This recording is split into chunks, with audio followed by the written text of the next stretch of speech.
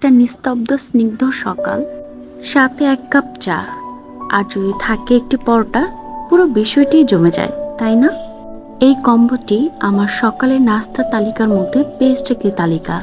আপনাদেরও কি আমার মতন এই চা আর পরোটার কম্বোটি ভালো লাগে? কমেন্ট করে জানাবেন কিন্তু। আজকের টপিক হচ্ছে মায়া। মায়া একটি ভয়ঙ্কর জিনিস। সবচেয়ে খারাপ হচ্ছে মানুষের মায়া।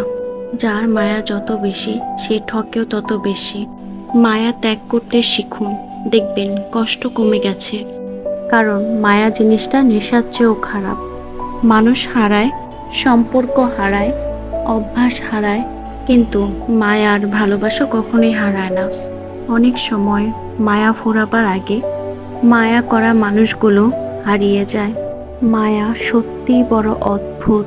না দেয় ভালো থাকতে, না দেয় ভুলে যেতে। আমরা যদি মায়া কাটাতে পারতাম, তাহলে অনেক ভালো থাকতে পারতাম।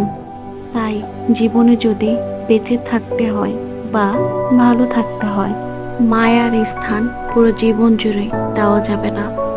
মায়া যত কম থাকবে, আপনি ঠিক তত বেশি ভালো থাকতে পারবেন।